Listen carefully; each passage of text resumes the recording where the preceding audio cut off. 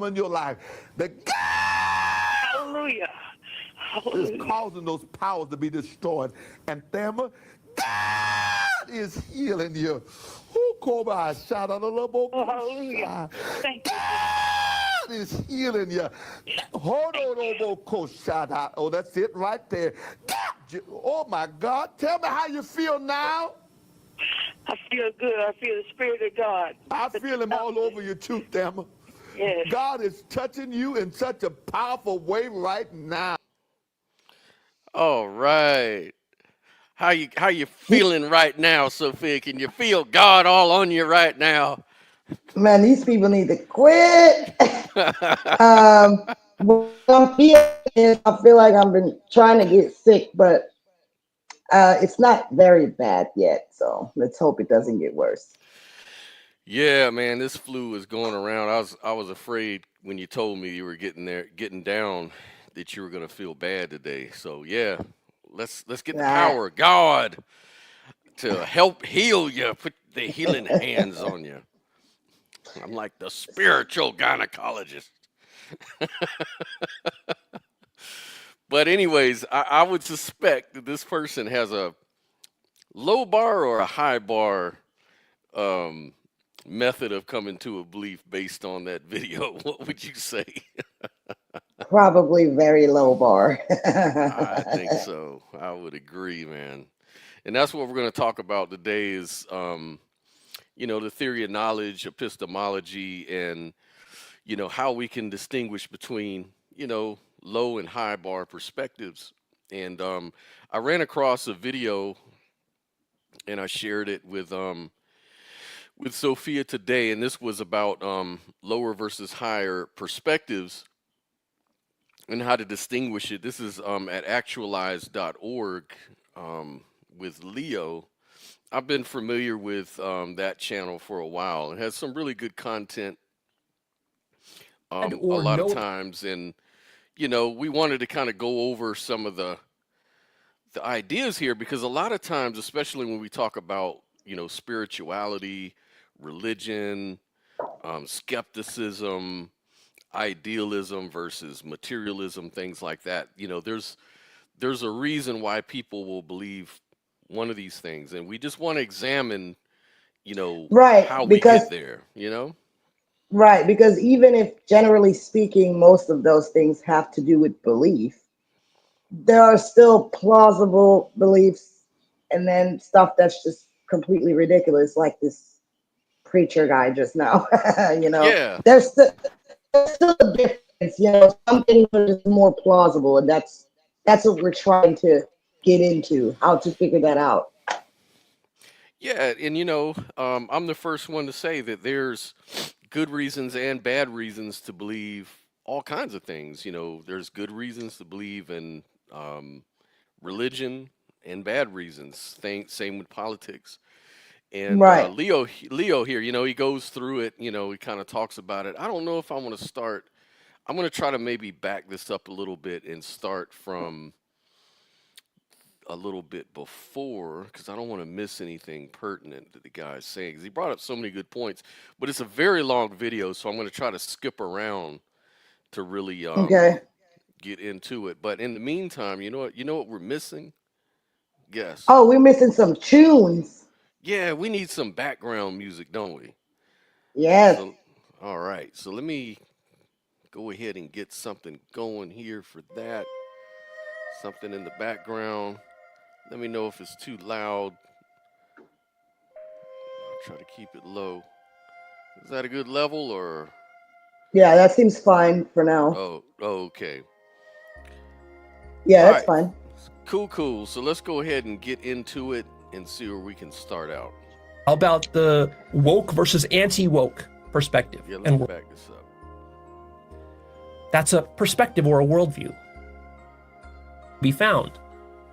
So what I'm proposing here is that we compile a list of all the lowest, most delusional, wrong, and toxic worldviews and perspectives, and then we ask the question, what are the structural similarities they have in common?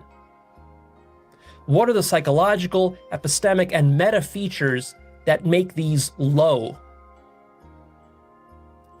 And this is not a question of the content of a belief system, or whether you personally like it or agree with it or don't agree with it. So you could say that, Nazis are distasteful. You don't like it. Generally, people don't like Nazism, don't have a high opinion of it. But that's not really the problem with Nazism. There's something deeper, structural, epistemic and structural, that's the problem with Nazism, and we want to explore what that is. And of course, we want to be very careful to do this in a way where we're not just creating a sort of an echo chamber where we are reinforcing our own preconceived assumptions and biases. We don't want to start assuming that Nazism is wrong. This is a good point because, today, or this week rather, the Elon Musk controversy, he came out at the inauguration and said he gave his heart to the voters, and it looked like he gave like a very obvious, to most people, or a lot of people it seemed like, maybe divided on that. They said that he was given a Nazi salute. And based on some of the anti-Semitic things he might have said that people perceive as anti-Semitic before, he supports the German National Party, which is like the I guess the right-wing fascist party over in Germany. They call it the Nationalist Party. And so based on all that put together, they sort of interpreted his salute as a Nazi salute. And then he denied it, and so everybody was like, no, he's an in-the-closet Nazi. Other people looked at it like, oh, it was just a gaffe because he's sort of retarded or whatever, like kind of an autistic person. And so, it's like, I don't know, autism kind of does affect maybe your behavior a little bit, I guess, but I don't know. Sometimes I think, Elon Musk is really just trolling people, and he kind of know what he's doing. And, and other people say he don't. He is innocent. What do you think? Nah, I think at this point, they're just clowning. You know what I mean? It's all a big old theater stage.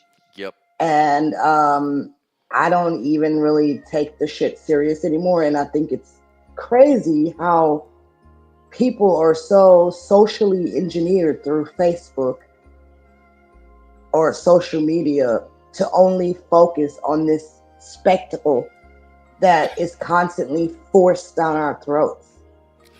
Yeah, I kind of felt the same way. I was engaging with people on different groups about it just to kind of put a challenge out there, just to kind of test the epistemology, like the high standard of evidence for and against certain views. I mean, my own personal view is kind of like yours. I think he's just trolling, and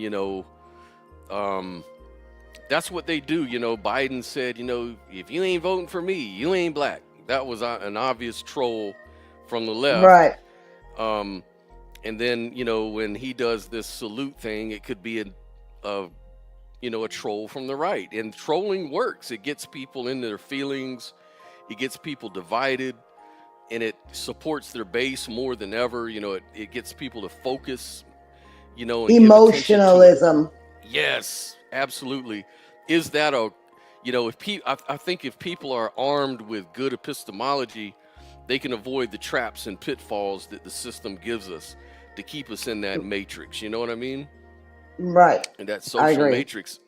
And we just have to understand, how to distinguish between low bar and high bar. So I'll continue on from here. I would make one suggestion. If something triggers you to the point where you just immediately feel irate or triggered, you should stop and think right there. Is this being done to trigger me?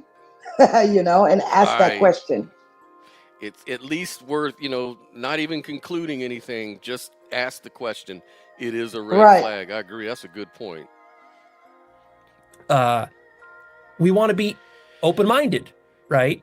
But also we do want to have standards. We want to have quality standards in terms of the epistemics and the psychology and the methodology and what I'm going to call the structure, not the content, right? Because the structure of Nazism, see, that's just one form of it. But then those structures, the low quality structures of Nazism, those can be found in all sorts of other worldviews. It doesn't have to be the sort of classical German World War II style Nazi. There's a lot of ways that it manifests around the world. You got Hindu nationalism, and you've got Islamic nationalism, maybe Slavic Russian nationalism, whatever that looks like. And so we want to look for the structures, not get hung up on the content. So what do I mean by perspective or worldview, since we're going to be using that word a lot here throughout this talk? I mean stuff like, for example, flat Earth. Flat earthers constitute a worldview or a perspective, or, as we've said, Nazism, white supremacy, various forms of ethno-nationalism. These are all different variations on the same structure. Wahhabist Islam, which stems from Saudi Arabia and is responsible for a lot of the sort of radical Islam terrorist activity. That's the philosophy underlying that.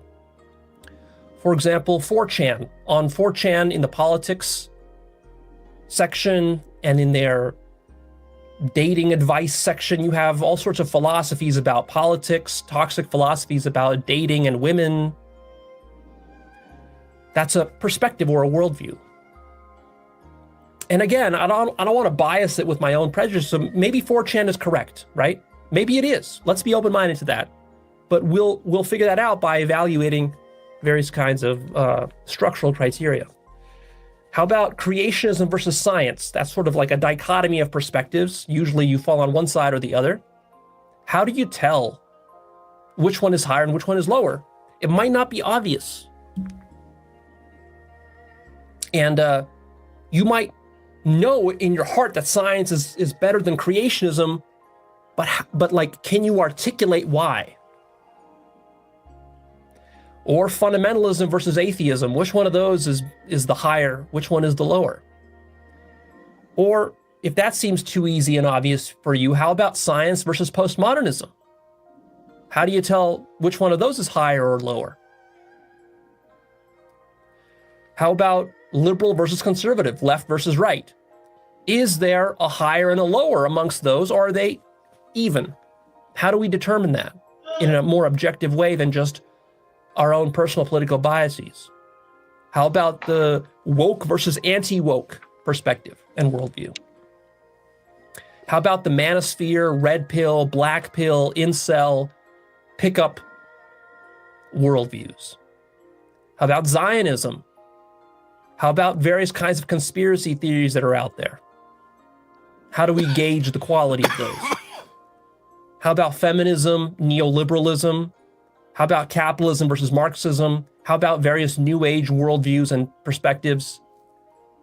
How about the views and perspectives of certain public intellectuals and influencers, maybe Jordan Peterson or Elon Musk? You hear a lot of their perspectives. How do you determine if this is a quality perspective that you should be taking seriously or that you should be dismissing? How about integral theory from Ken Wilber? What's the quality of that? So these are just some examples so that we're on the same page as to what. So yeah, focusing in on the structure versus the content. So that's a good place to start. It kind of reminds me of when I was debating Victor last weekend. It's like we were pointing to the reliability of the Bible as part of the, pathway to get to his claim. Why should we trust these scriptures that you're pointing to for why I should believe that Jesus was resurrected or whatever? And so I asked, is everything in the book of Mark, for example, reliable, trustworthy? Those are the sort of questions that you ask because you want to kind of have a gauge of your standard, Right. So, Joel, hopefully he'll come to it's a long video, just to be honest with you. And he's sort of going to outline, the low bar, then the high bar towards the end of the video. It's a long video, but I'm not going to play the entire thing. I'm going to hopefully skip around to some key parts and get to the answer. I think the answer is going to be entailed in the explanation. So let's get to it so I don't drag on too long and I bloviate here. We're talking about. Another way to look at this is like this. Consider Fox News. Fox News presents a certain worldview and a certain perspective. So the question is, what's wrong with Fox News? And I don't mean that in a shallow way. I mean that in a deep way. I don't mean the content. What's wrong with the content of Fox News or the fact that it's a conservative perspective? That's not the problem. I mean, what is wrong epistemologically? What is wrong cognitively? What is wrong ethically and morally? And what is wrong developmentally? Now you might say, well, Leo, nothing is wrong with Fox News. I agree with a lot of their opinions, you might say. But there is something wrong, because just a year or two ago, Fox News settled a defamation lawsuit for $780 million. That's not a little thing. $1 billion lawsuit over defamation and misinformation. That's just one example. There's more. They face other kinds of lawsuits, and that's just the tip of the iceberg of what's wrong with Fox News. So now you might say, well, Leo, the lawsuit was all bullshit. I mean, again, here, you see the problem here is that even to broach this issue of figuring out criteria for higher and lower worldviews, already, as you're coming into this topic, you have a set of biases. You're subscribed to some kind of worldview and perspective, and that's going to color and distort even how you receive some of this information. Now, I'm just bringing up Fox News just as an obvious example. Hopefully, you see that this isn't about me taking personal objections to certain opinions that Fox News has. There's a deeper structural rot within the entire enterprise of Fox News. And it's not that they're conservative, because there are high-quality conservative political perspectives and commentators and analysis, but Fox News is not that. It's low quality. It's really low quality.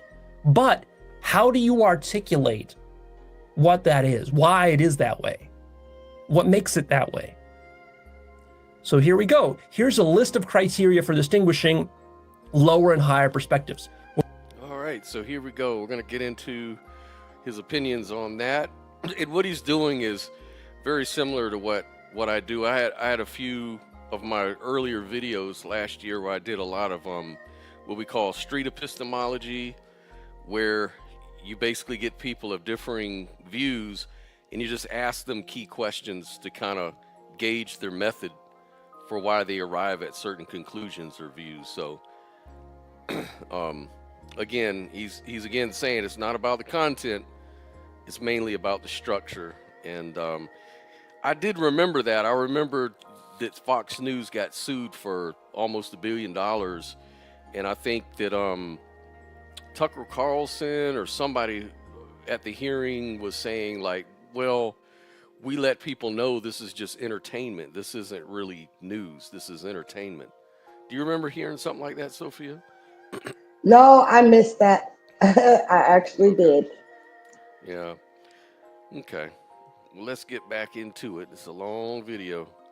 We're going to start by mentioning all the lower ones first, and then we'll go to the higher ones. These are very deep lists. I spent months brainstorming, thinking deeply about these lists, running various thought experiments in my mind, even running these ideas through AIs multiple times. This is deep stuff. So here we go. And again, I'm going to give you my conclusions and my answers, bro. But what I want here for you is not to just take this in as a given, but to really question and think through this stuff and really make these lists your own. Add to it, remove parts that don't make sense or that you haven't validated. This is something you need to actually work through in your mind for these lists. I wish he would come on and to have the impact that we want. Okay, so here we go. First point is just lower perspectives are distinguished by a basic lack of education, reading, and facts. There's just a lack of fact. Under education, poor education. Such a person with a lower perspective cannot even, for example, point to a map, point to a country on a map.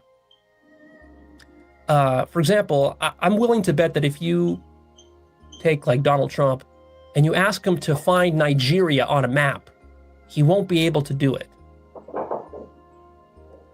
Now that might seem like a trivial sort of nitpicky thing, like, oh, well, he doesn't know Nigeria, so what does it matter? But it does matter.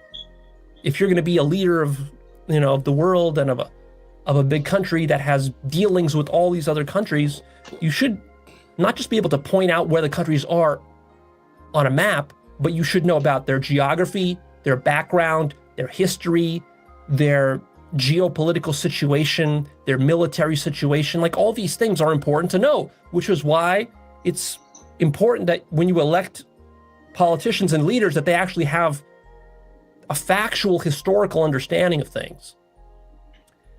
Which is another aspect of this point of lack of basic education, is just a lot of people are ignorant of basic history. Just ignorance of basic history. They don't know it. Or their history is very one-sided. For example, just American history, not world history, not European history, never mind Asian history, African history. It's like, for many people, for many Americans, even American history, they don't.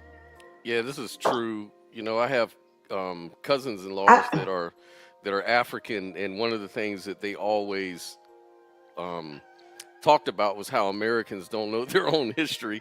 Like, they knew so much about American history, and even my dad, he used to talk to the cousins, and he was like, "Wow, you guys know so much about American history. I mean, that's amazing." Like, he couldn't believe it. Right. I just have one thing that annoys me about how he's going into this point, Mm-hmm. because he could have made it a little bit shorter by simply saying that anything that you're going to talk about, you know what I'm saying, and put yourself out there like you're some kind of authority on it, Right. whatever topic it is, you should at least have basic education about it. And the problem nowadays is people see social media memes and videos that have been edited, and everybody thinks they actually know something. So people are jumping on bandwagons and following this ideology and that ideology, but nobody actually does any more reading or research. Everybody's educated by memes and posters and slogans and shit like that. So I think he could have made it shorter by saying, if you're going to talk about something or follow something, ideology or anything, make sure that you're educated about it. Because if somebody comes to ask you questions about it and you don't know shit about it, that first of all makes you look like an idiot. And then secondly, why would you follow something that you don't know shit about? And if you can't really find information that corroborates it, that's a low bar ideology. Yeah, like, again, going back to the discussion with Victor last weekend, we went over Christian history. Remember, we did a whole show on how Paul's church won out over the Jerusalem church back in the 1st century. And, and it's like, he was disagreeing with all our claims, and they were saying, no, we're just talking about the history. And he was like, still like digging his heels in. So I pulled the video up showing him the history. And then he was like all hung up on, well, who is this guy? Who is this person? Right. And at that point, it's like, yeah, at that point, it's like, if you don't even know the history, then why are you even talking about it? And once the history is established, how are you going to say, no, that ain't it?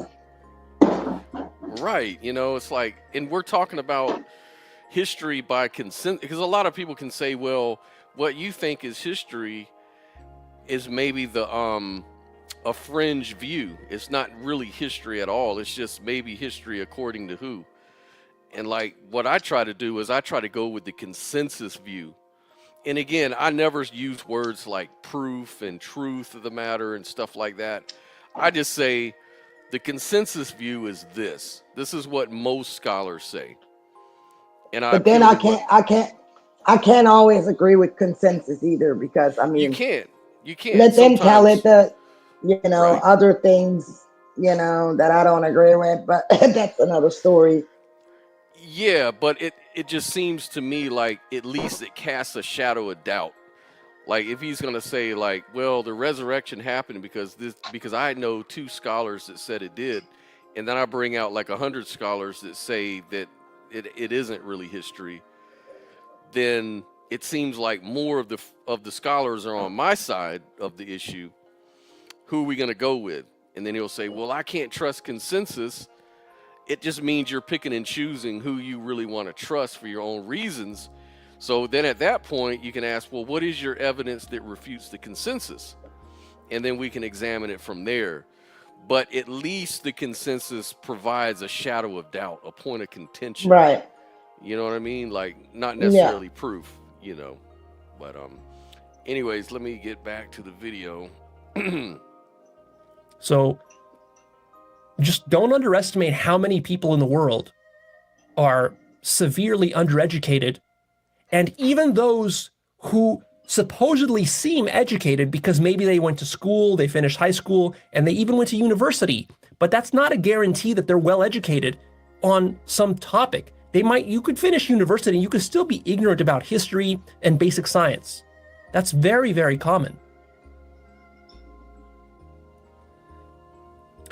So if you don't have that just basic foundation of education, you're going to make all sorts of epistemic mistakes in your understanding of reality. Because look, in the end, what your mind is trying to do is to make sense of reality. Education helps you to do that, because the education system, even though it has its corruption and it has its flaws, and of course, but still, there's just like basic quality standards that are set within academia. For example, if you make it to university, you will be inculcated into these quality standards. There's going to be standards for how to write a research paper, how to cite your sources, just even the fact that you need to look for sources, and how to distinguish, for example, between low quality and high quality sources. Yeah, that's a good point.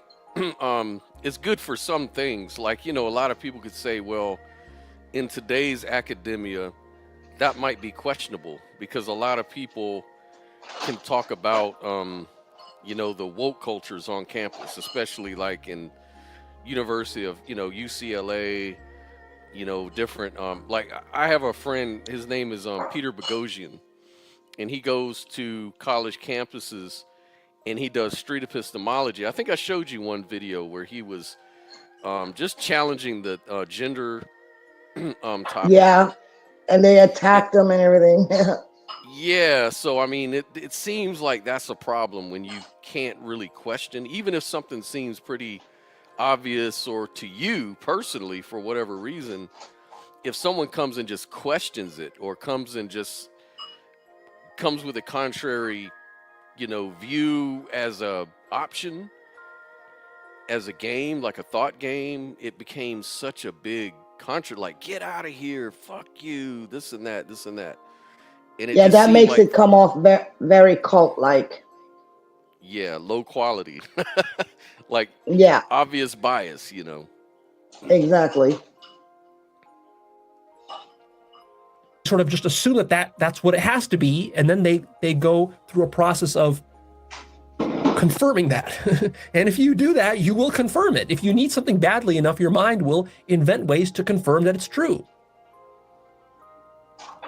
That's what is that? Confirmation bias? Your mind is very powerful bias, in that regard. Yep. Can convince you of anything. If you haven't noticed, if you look throughout history, humankind has believed all sorts of ridiculous things, which shows you how easy it is to convince yourself of anything. Your mind can convince you of anything, as long as you need it to be so badly enough. Okay, here's the next criteria point, which is probably one of the biggest on this list. So a lower perspective is distinguished by bad or no epistemology at all, no awareness of epistemology.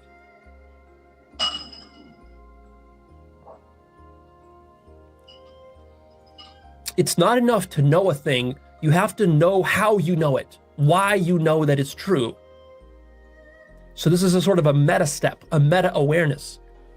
Are you, or is your worldview meta-aware of the epistemics of how worldviews and belief systems work, how they propagate, where they come from, how justification works, how reason works, the pitfalls of reason, the pitfalls of beliefs, the difference between a belief and an insight? Scientific method or other kinds of epistemic methods that are out there, their pros, cons, their limitations and trade-offs, right? This is all epistemology. And that's a lot of what I spend my time teaching you and talking about, is because it's so fundamental. Without a deep grasp of epistemology and the problems within epistemology that apply to any kind of sense making that you want to do, whether it's religion, politics, health and nutrition, medicine, healthcare, business, science, philosophy, spirituality, all of this requires sense making, sometimes very deep sense making. And so before you can say that you know something about the world, really you have to take a step back and you have to say, well, how do we know anything at all? How is knowledge even possible? What are the pitfalls of knowledge? And there's a deep field that you can study philosophically called epistemology, which points out how difficult it is to acquire knowledge of even the most fundamental and simple basic things, like how do you know that even arithmetic is valid? How do you know mathematics is valid? Based on what is mathematics true? Is mathematics just a human invention? Is it a belief system? Is it something more than that? Is mathematics something that's true just for the human mind, or is it true more generally, more universally? How do we know that? See, usually in school, and really even in university, the education doesn't go that deep. It teaches you facts and methods, but it doesn't teach you how to derive the facts and the methods. So you're taught Newton's 3 laws, but you're not really taught how to derive them. You're taught geometry, but you might not be taught how to derive certain truths within geometry or truths within mathematics. You might be taught the scientific method, but you're not taught to question the method or how to develop the method or what the limits of the method might be. Because in a sense, that takes you off track. That's a big tangent from like, let's just get to work on doing stuff, right? Like, if you're learning science, chances are you're learning science not because you want to understand the deep foundations of science. It's just because you want to get into the laboratory and start doing science and start finding stuff, start finding results, start developing, interesting technology using your findings, publishing research papers and getting grants and getting research and awards for your research, getting published in magazines and so forth, getting patted on the back for your good work. So it's a tangent to say, wait a minute, let's pause for 10 years and research the foundations of science. That's a tangent for most people. And so it is with other fields, not just science, but with all fields. Yeah, that's a good point.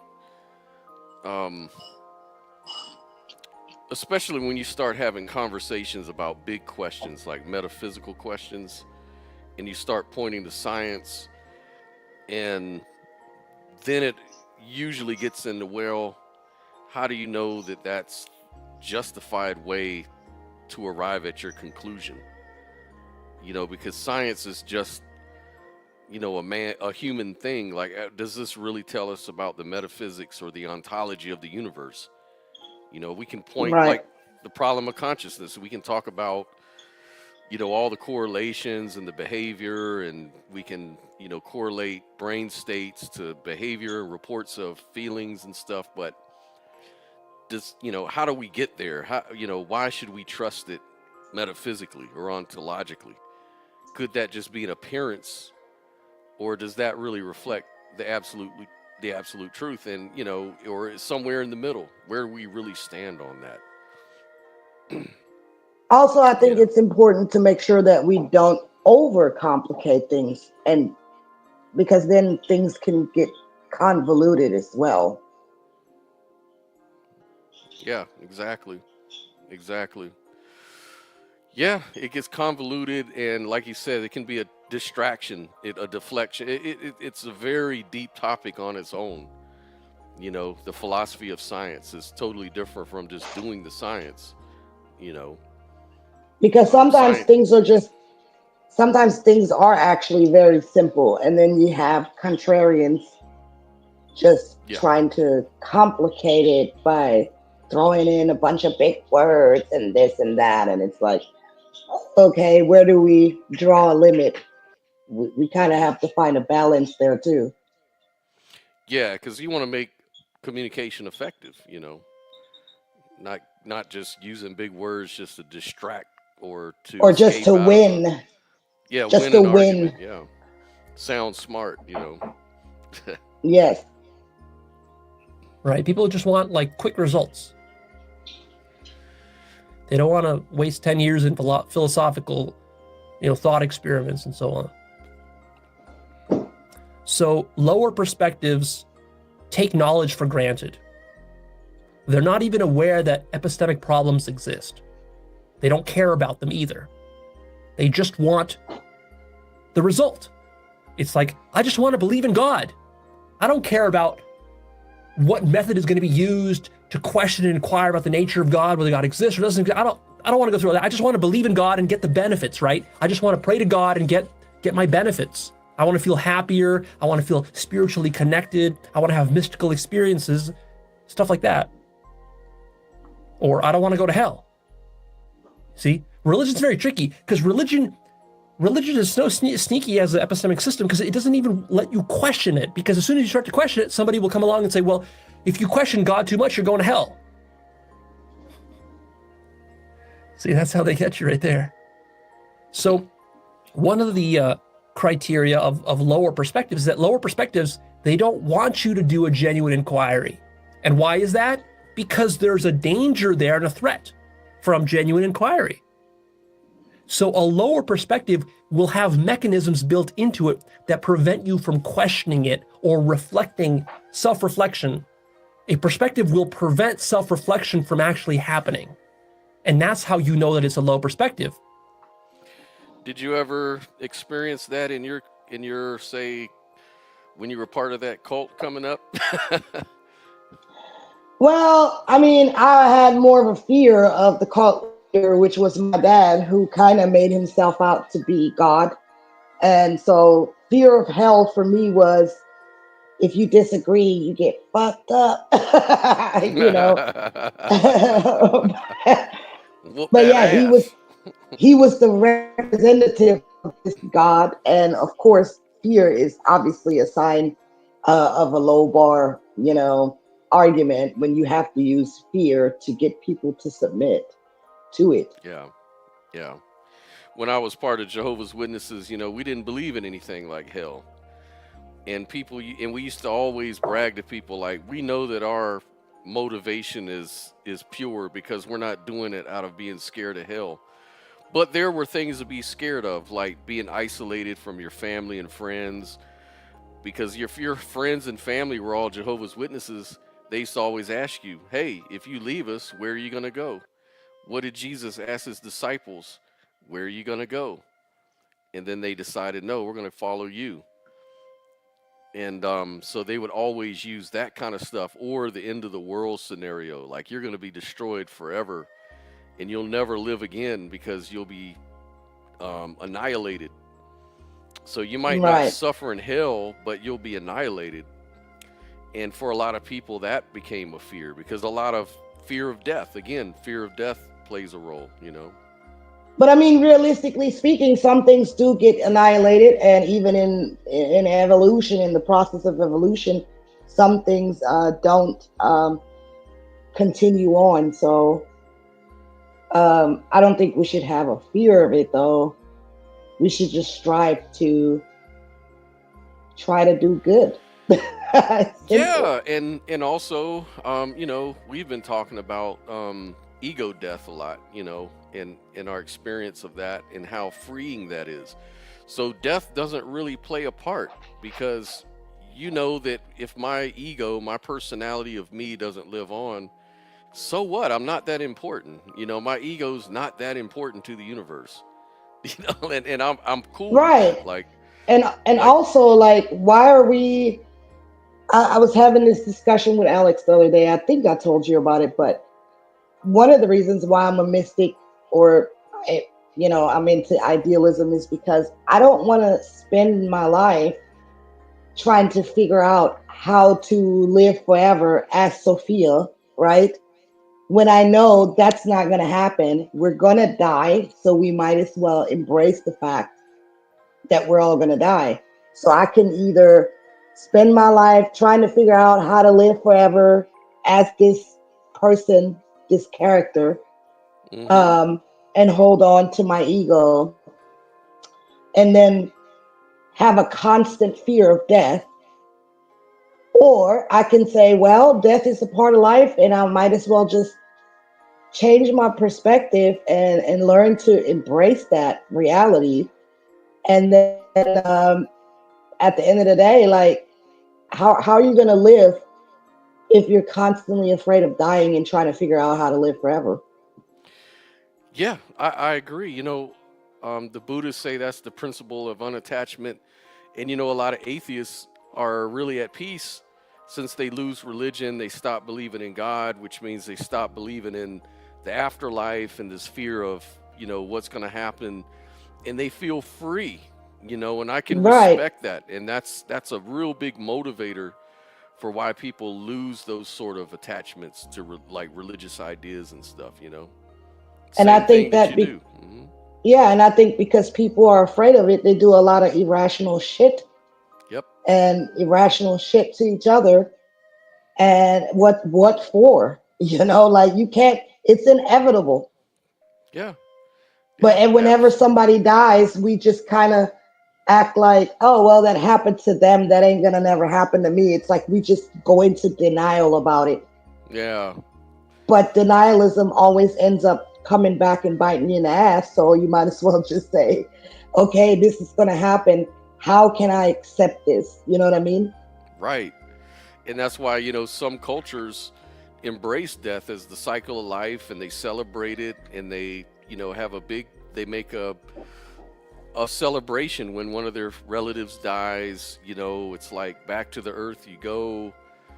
You know, they Right. look at it in a very sort of paganistic way, you know, and it works for them. They're relieved of that sort of fear. I think that there's just different thoughts on stuff from a Western cultural side to versus maybe an Eastern wisdom tradition, you know, or something like that, you know. To me, it's just logical. If you believe in such a thing as a soul, which is just consciousness, in my opinion, Mm-hmm. if your body goes back to the ground and you turn back into dirt and become one with the dirt, then Mm-hmm. obviously your soul or your mind goes back to the, infinite mind.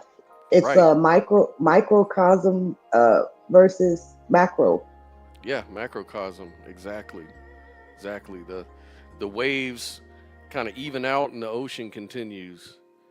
So, anyways, let me continue with this video.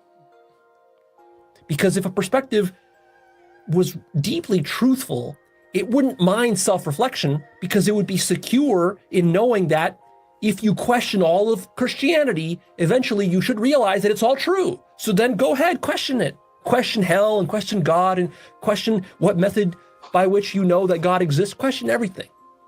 But see, that's not how Christianity behaves.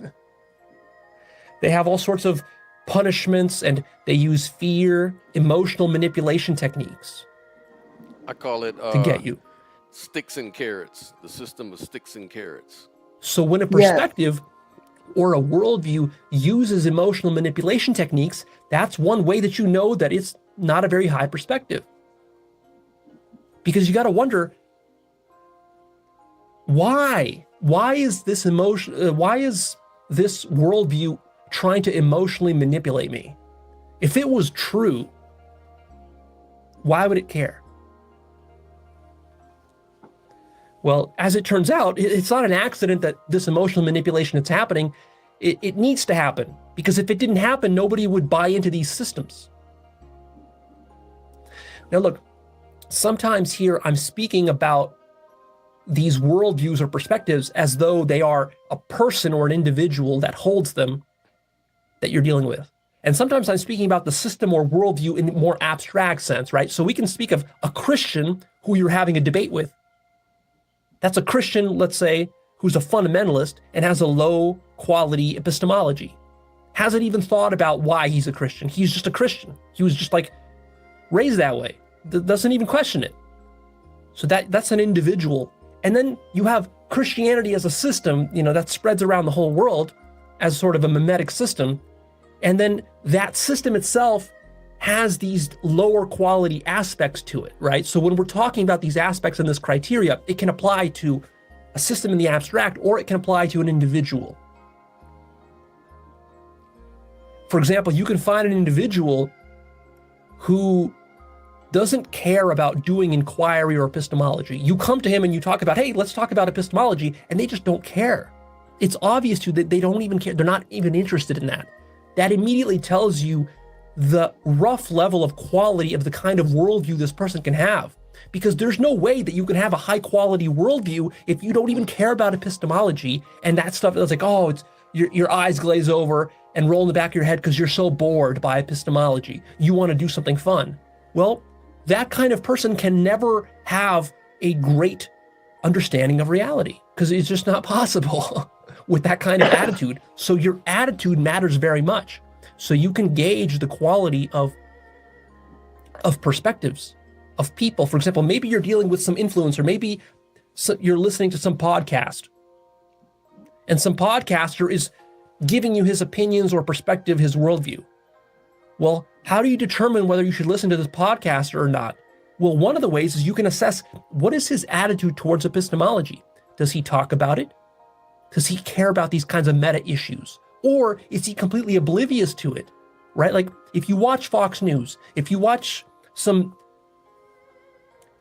political commentator on Fox News, are they ever talking about epistemology? Are they ever talking about going meta? Are they ever talking about philosophical inquiry? Are they ever talking about questioning the foundations of their own belief systems? Never, right? Never, never. So that tells you something. And if you bring up this kind of topic to them, how are they going to react? That's a really good test. What would happen if you went on Fox News and you start to talk about some of these criteria with one of these Fox News hosts? What would happen? Would they shut you down? Probably. That's most likely what would happen. They just cut your mic. How would they debate you? Would they get angry?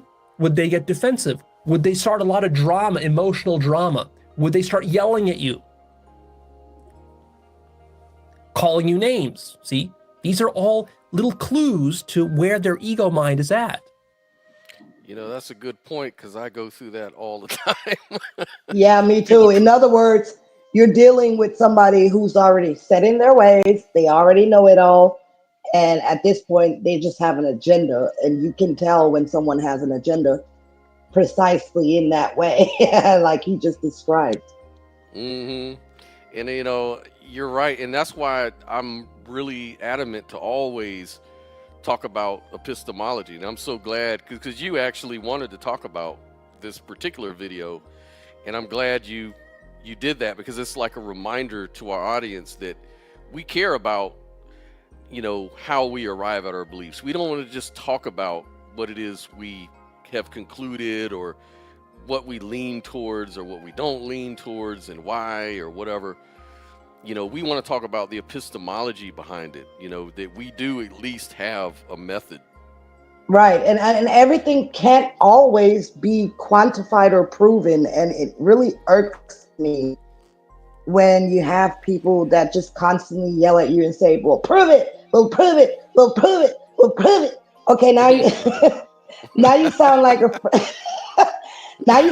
freaking broken record. I mean, there are just some things that are limited to the human mind, and that's why we're having these discussions, because we're trying to get somewhere, and we're not going to do it in that way by challenging each other to prove every single thing. And I'm not saying we should be just spewing bullshit and beliefs, but again, What's your epistemology behind it, you know?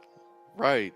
And when it comes to that aspect, I always say that fundamentally, I don't know. I'm kind of like an agnostic on most things because ultimately I don't really know, but I do have opinions, and I do have I can distinguish between internal and external incoherencies on particular subjects, whether we're talking about politics or religion, stuff like that. And I can talk about those things and I can draw a conclusion. So far, it seems like maybe this particular view is really not internally consistent with itself, or maybe it's not consistent with the reality of other things I see external to the belief system.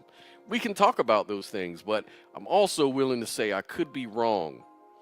And that's Right. very, very important to do because it shows that you're not what they call doxastically closed. Your mind isn't just closed and you're committed emotionally to a viewpoint, which would be a low bar perspective, Right. And then personally for me, the reason I like idealism is because I've always had mystical experiences that I didn't choose.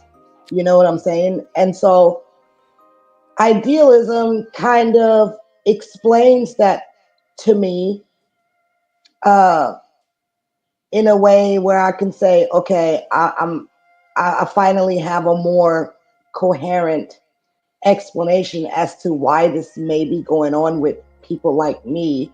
Mm-hmm. Because you got to understand, when you're like me, it's kind of hard, to navigate the world because you can't really tell people about those things, and you're kind of isolated, and people are quick to call you crazy. So just imagine, from a standpoint of compassion, how that feels to people like us. You know what I'm saying?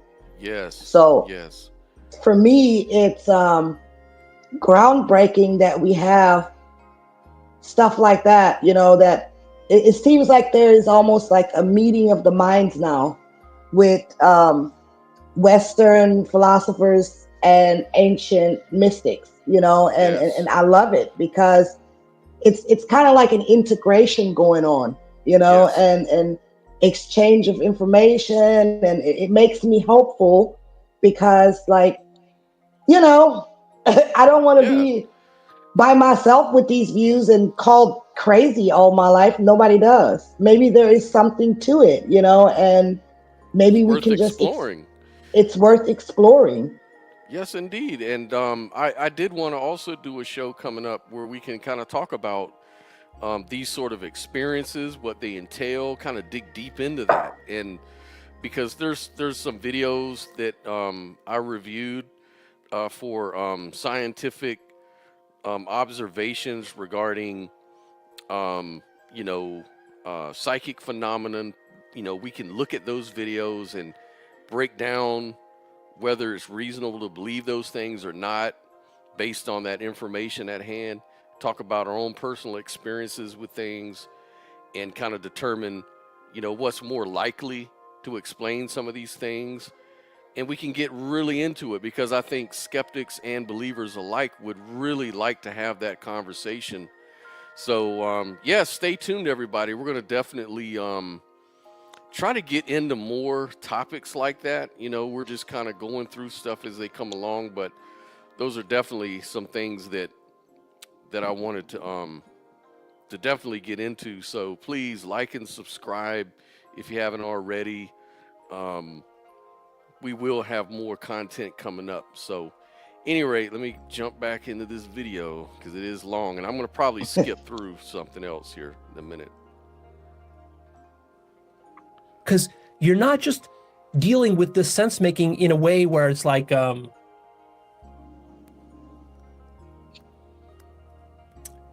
it's just pure facts and pure logic. No. It's like your ego is wrapped up with all this.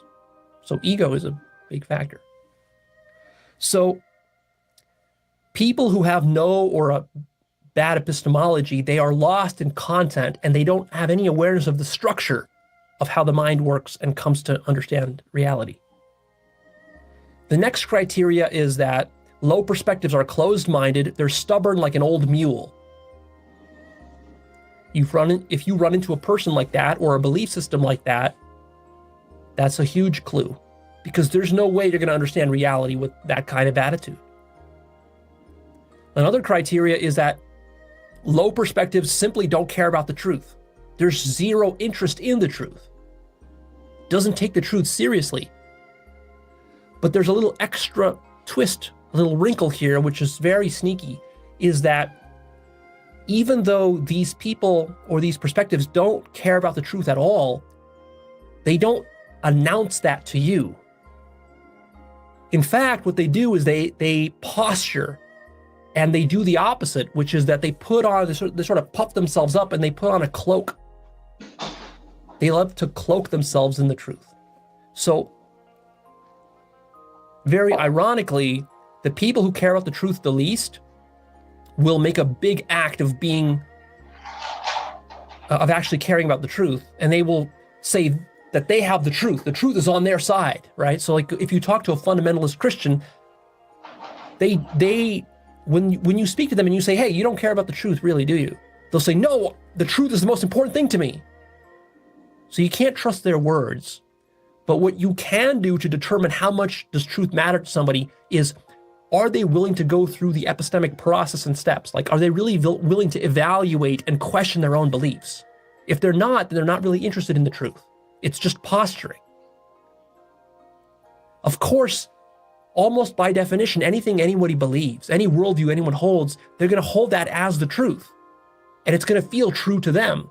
So you can't just believe them and how passionate they are. And in fact, they're going to be compensating. The more doubts they have about their worldview, the more they're going to try to posture and act as though they're passionate about the truth. But really, you can tell by talking to them and questioning them that they're not serious about doing inquiry. Instead, what they're interested in is they're interested in defending a belief system, which they believe is true. But that's very different from a genuine seeking of the truth. Because with a genuine seeking of the truth, there's an open-mindedness that is necessary there. And there's also evidence that one has been doing the work, the epistemic work. Like, you can ask a Christian, what's the epistemic work that you did to become a Christian, right? And for most of them, what'll happen is that they'll just look at you like a deer in the headlights. They won't even know what you're talking about because they haven't done any of the work, because it's just a belief system. They're just hoping that it's true. I would have a lot more respect for those Christians if they could actually outline the epistemic process through which they came to believe what they believe. But they can't do that because they didn't get to Christianity that way, right? See, nobody gets to Christianity through a process of deep, genuine, truth-seeking inquiry. It doesn't happen that way because you're just taught it at birth. You're indoctrinated into it. And then later, you can posture as though you went through some sort of process to get there, but in truth, you did not go through a process. It was just indoctrination. See, this is the thing that I noticed. Like, one of the things I used to say is, like, apologists, Christian apologists, they exist to help Christians not feel stupid. Yes. Like, you know, they're there to kind of give you some arguing points, some little talking points that you can take home and put in your back pocket. So the next time you talk to a pagan or an atheist or somebody like that, you can say, no, I'm going to use these apologetic arguments.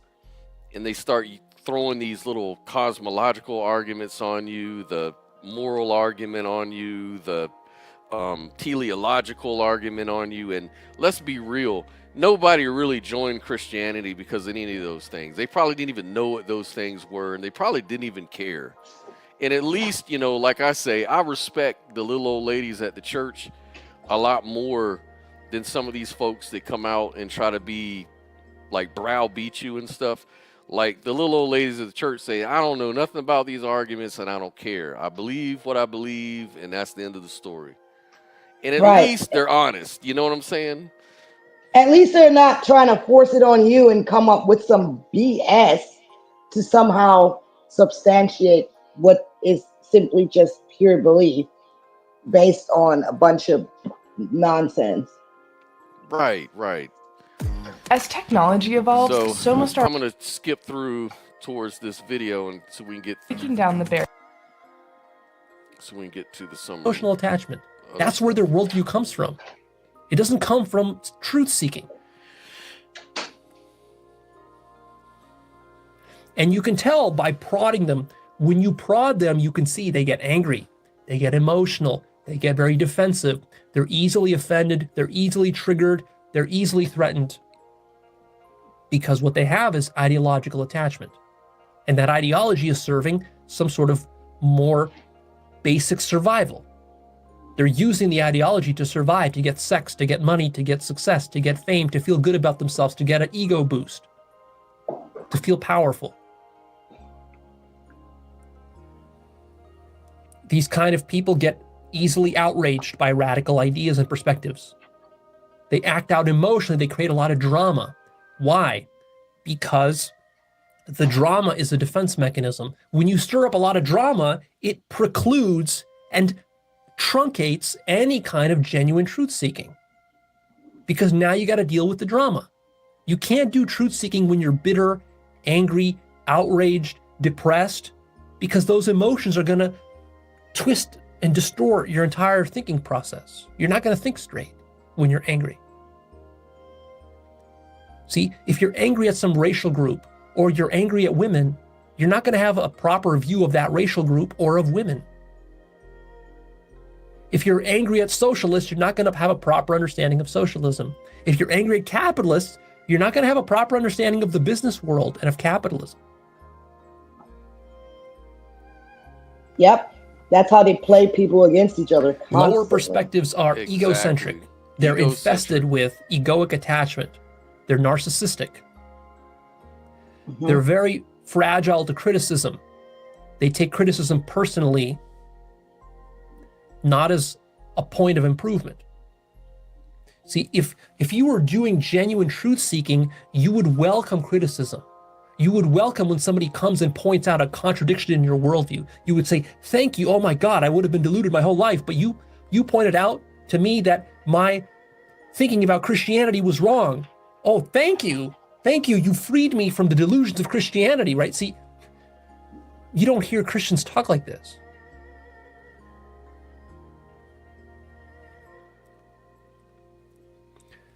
Lower perspectives have a tendency to personalize disagreements because they're so based in ego, they're so self-absorbed that everything is interpreted as personal, because to them, life is personal. It's all about personally defending yourself, defending your personal relationships with other people and within your community, right? It's just like your life is so personal, it's not universal. You're not living universally.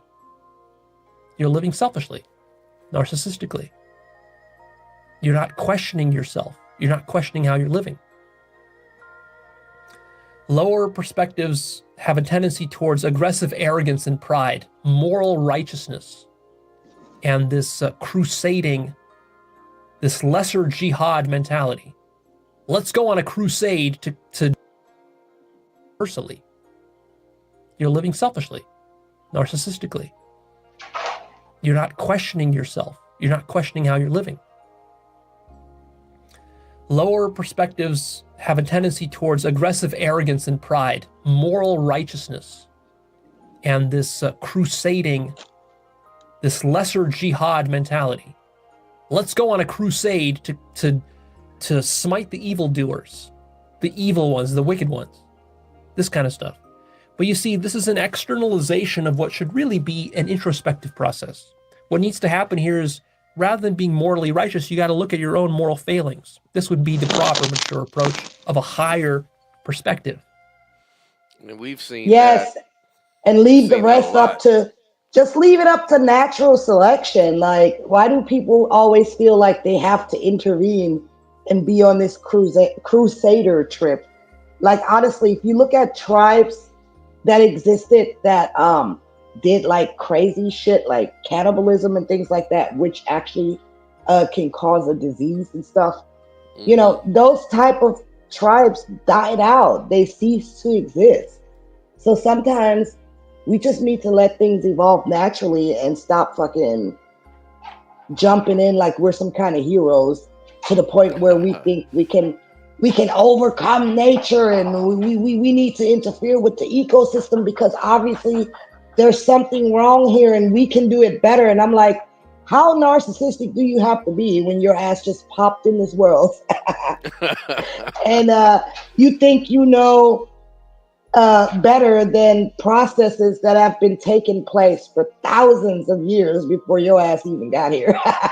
Exactly. It's that need to feel special again, you know, and it, again, even with worldviews, they want to intervene and control people's views, control what people think, you know, your language that you use. It's not politically correct to say this or that, you know. Yeah, the thought police.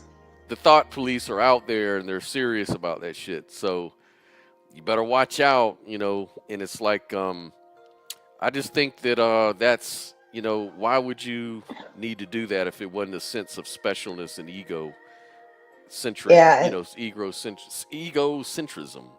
Yes, exactly. And that's why I have a serious issue with ideologies that do that, you know, come after you like that. Like, come on now, mind your damn business. Exactly, exactly. But that's not what's going on there.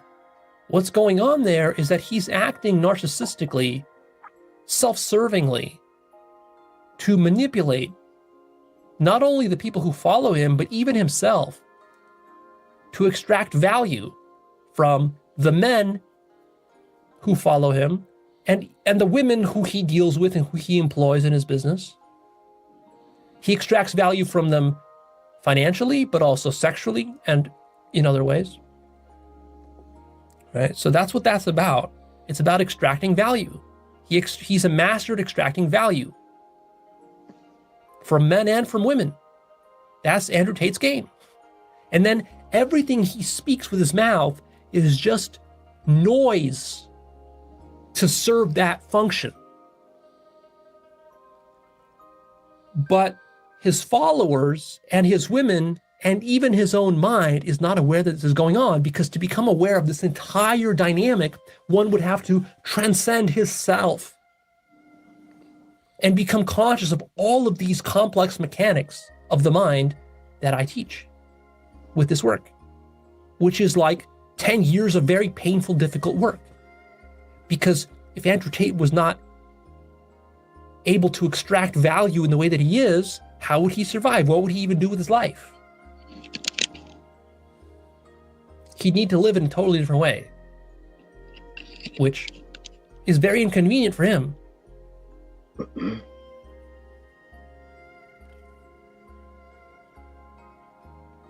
So what I want you to see is that the worldview and the perspective is so powerful, is so potent in terms of its survival function, that almost nobody who's in the lower perspectives, and there's a lot of degrees of lower perspectives, almost nobody in this bottom half of perspectives understands what's really going on.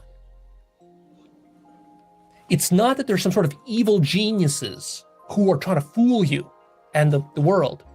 It's that they are themselves so deeply fooled by their own perspective. They really believe their perspective. You know, Trump really believes his perspective. Andrew Tate really believes his perspective. Jordan Peterson, Elon Musk, flat earther, neo-Nazi, anti-vaxxer. All of these people are true believers, like true believers. So calling all these people just grifters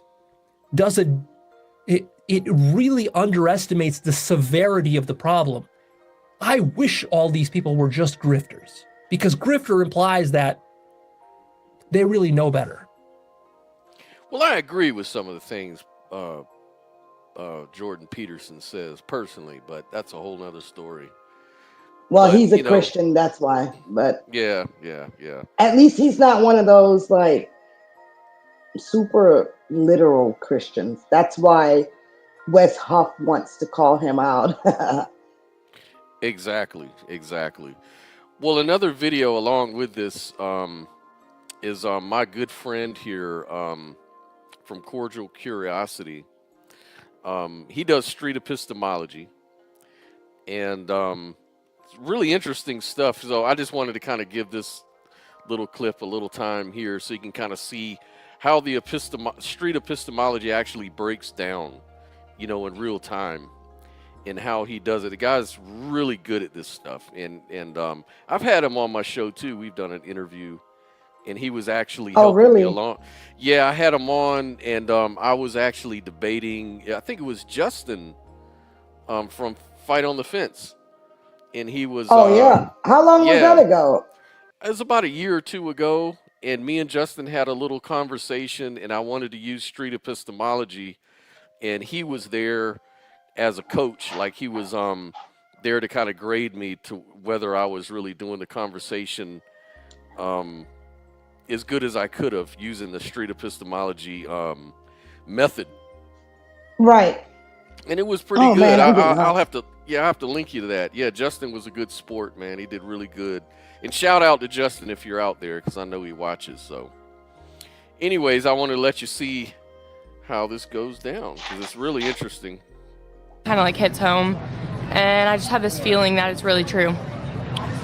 Gotcha. So you go to Christian school, you've taken some classes about theories, and it just makes sense to you? Yeah, it just makes sense. And like all the other like religions I've learned about, it's just, it doesn't make sense to me personally. Okay. How does something making sense to you relate to the actual truth of it? So, like, could someone actually be mistaken about a belief that makes sense to them? Yeah, I think they could. Okay. And how did you determine that this was actually true? Just all like the proof and the theories. Okay. What's like the best example? There's a lot actually. So, like the Babel Tower, they found it. They found where it was. They found the Babel Tower? Yeah. All right. I'm not saying this is the case, but if someone came up to the table and explained to us that this actually didn't happen exactly the way you think it did, would that change your confidence in the belief at all? No. Okay. Okay, so what was the point of bringing that up if it doesn't even That matter? was stupid. Like, that was just downright stupid. And it's when you ask, that's why you got to ask questions, man. Yeah, exactly. Like, it didn't matter. Like, she used it as one of the reasons why, but then when pressed And then said, nope. It wouldn't matter. I still believe. So maybe is there any other reason why you're such high confident that it's true? Just because I just see so much like goodness in it and positivity, and I'm really about like positivity, and God's just out to love people, so I think it's important to look up to him and do what he did and just love people. Gotcha. So you're saying it's just there's so much goodness to it and it's really positive. How does the goodness or positivity of a belief relate to the truth of the belief, though? I think it says it all in the Bible. Like, it's a tough question. That's fine. So you're saying it comes from the Bible, the positivity and the message? Yeah, and just because the Bible says something, does that make it actually true? In my belief, it does. Not everybody believes that just because it says it doesn't make it true. A lot of people are like, oh, well, since I didn't see it, it's not true. But I think just there's a lot of evidence to it, so. Okay. So it's not really the proof in the Bible. It's like, but below that, it's like, it's just your belief in the Bible that gives you It just makes confidence. sense to me. Just makes sense. Like, people used to live for like 800 years back then, and a lot of people question that. But the reasoning was because God told them to go and multiply, but he wanted them to keep multiplying and multiplying. So the more the population increases, the less we live. We decrease in age. Oh, that makes sense. Oh my God. Did you know people lived 800 years? Oh my goodness. Loud. Loud. Lord have mercy. You're saying people used to live to 800 years old, and you know this because of the Bible? It says in the Bible that they would live till like 800 or 700. Okay. Is everything that the Bible says true? In my opinion, it is. Is just having an opinion about a belief a reliable way to conclude that it's true? No, but I think in the end it matters what you believe.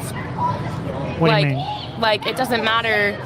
I think in the end it matters what I believe, not anybody else. It's my life. So if I truly believe this, then I will go to heaven. If you truly believe, then you'll go to Jesus, heaven? yeah, that Jesus is God's son. Because to get into heaven, all you need is a little bit of faith. You can have faith as small as a mustard seed. What do you mean by faith? Like, belief that God is God, that he is the almighty savior. Are you saying faith is just belief? Mm-hmm. Okay. Does just believing in something make that something true? No. Okay. Just because you believe in Santa doesn't mean he's true. I mean, doesn't make it true. But Can someone say self-refuting? Yeah, but at least she's admitting that it's her personal belief and she chooses Yeah. to believe in it. So, I mean, at least she's calling it a belief and not some fact. Right. That's true. You I gotta give her credit credit. where credit's due. Yeah, I give her credit for that. Hell yeah. Okay. So, yeah, like, just believing in a God doesn't make it true, right? not unless you truly know. Unless you truly know. How could we know? I think it's just faith, going back to faith. It's just faith? It's not, yeah. That's what I believe. Having faith. Just believing in something give you knowledge about it? I think so. If someone just believed in Santa, does that give them knowledge about No, Santa? but you got to do, like, there's no evidence for Santa. Is there evidence for a God? Mm-hmm. What's the best one? There's a lot. Like I said, there's a lot.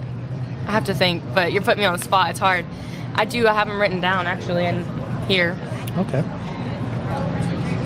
If all that evidence, I'm not saying it's not true, that evidence, but if all that evidence was found to be not reliable, would that change your confidence that the God is real? No. So it's not It really wouldn't. So it's not really about evidence either? No, For it's you? just about faith. And faith is just belief? I think faith is different than belief. How so? I think faith, it's more of like an internal feeling, and belief is just like, I don't know how to explain it. But I have this feeling in me that I know God is real, and like, I can't explain it. Everyone has to go through it on their own. You can't force someone to become Christian. You can't force someone to become another religion. It's just a choice they make, and I'm not trying to force anybody or anyone. Anyone can make their own decision. Yeah, people But have the right to believe They in have whatever. the right, yeah. But can people choose to believe in something and make it true? I don't think they can make it true. I think it is true, or it's not true. I don't think you can make it true. Gotcha. And it's also an internal feeling for you as well? What's that? It's also an internal feeling? Yeah. Okay. Like, are feelings a reliable way to have confidence in a God like this?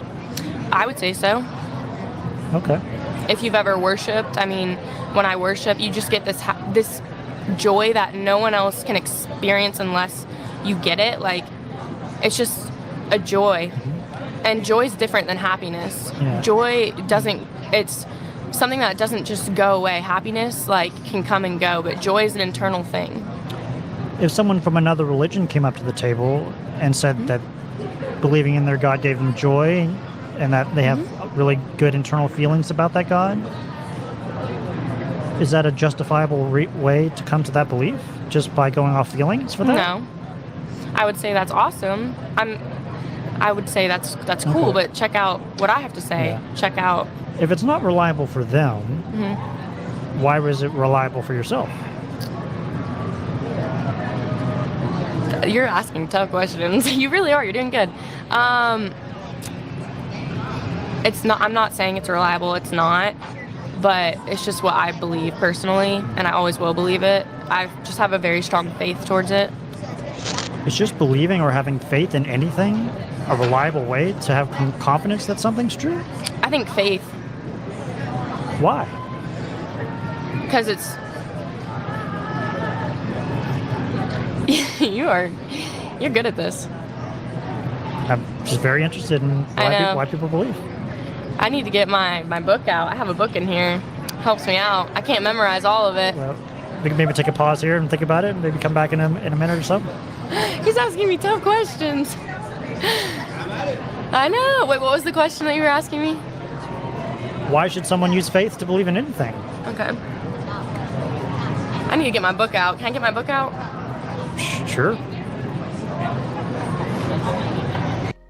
Wow, I need to get me a book too. Yeah, so I do like her responses though. She's kind of chill with it, you know, and she's not getting offended or whatever. And she's recognizing that, you know, these are good questions. I will say this though about faith. Of course, religious people love faith because if you have faith, you don't gotta think, you know. Right. But I do think faith can come in handy because sometimes you believe in something because you have a hunch, but you're not 100% sure. And it can make us sometimes move towards something new, you know, and discover more things.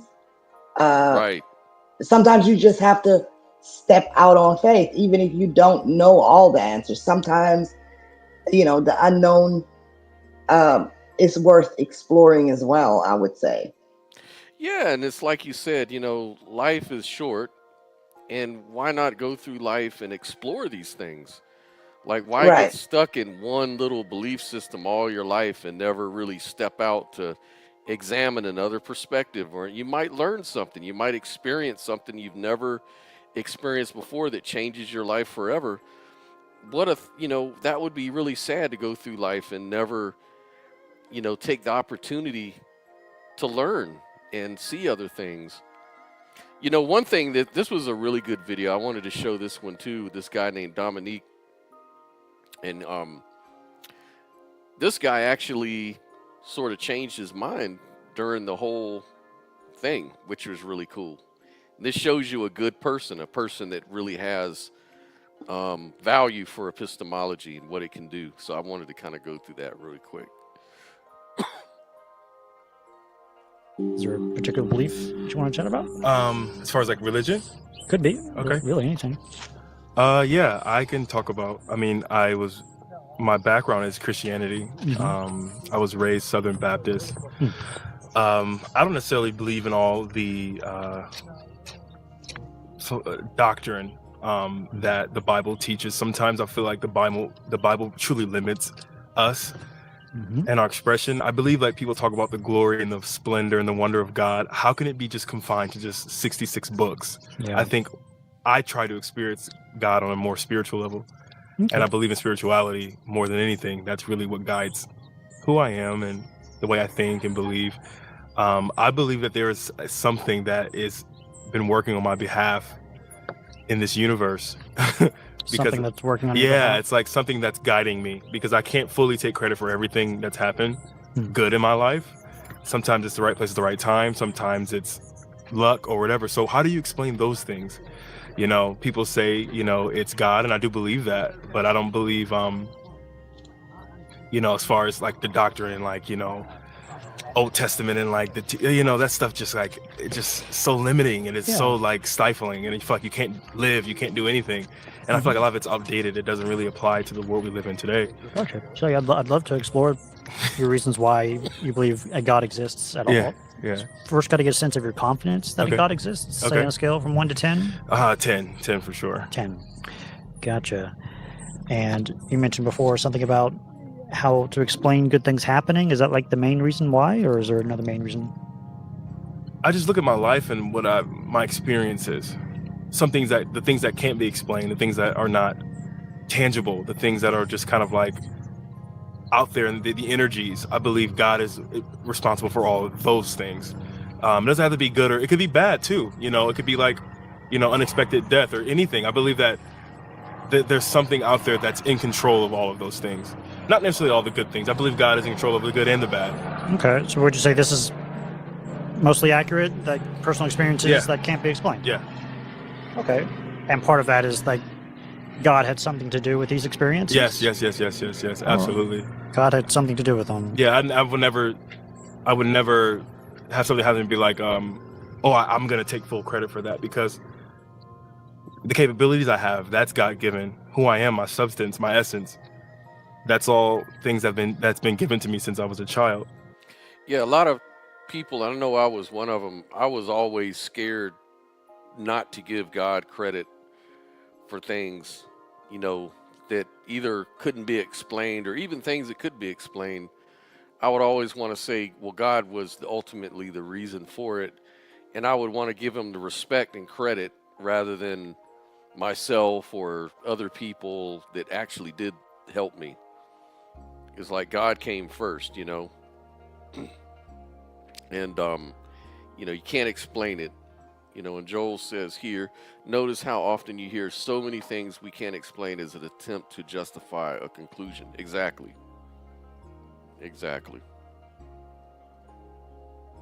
So I'll keep on going.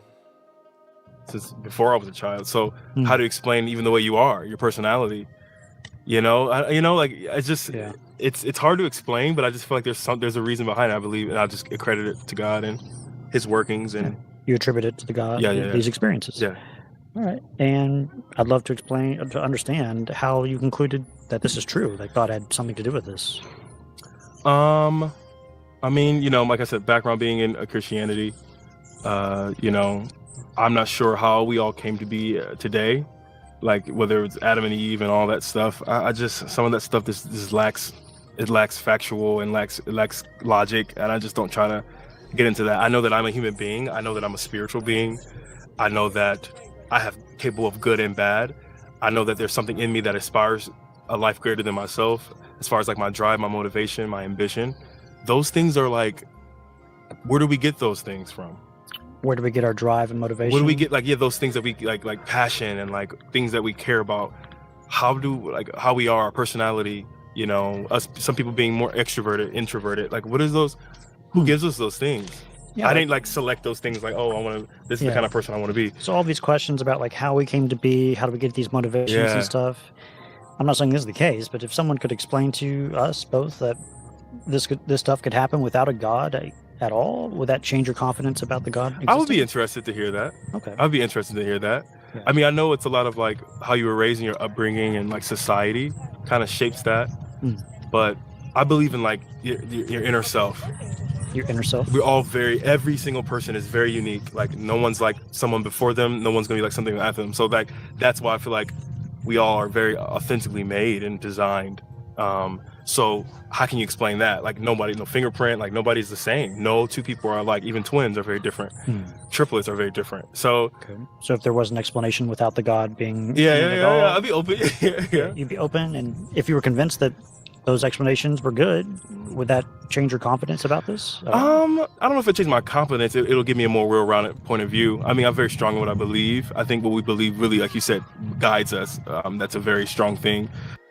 Yeah, there's a fallacy called the argument from ignorance, to where it says, I don't understand this, therefore it must be what I believe it is. But let me be the asshole in the group now. Yeah, go for it.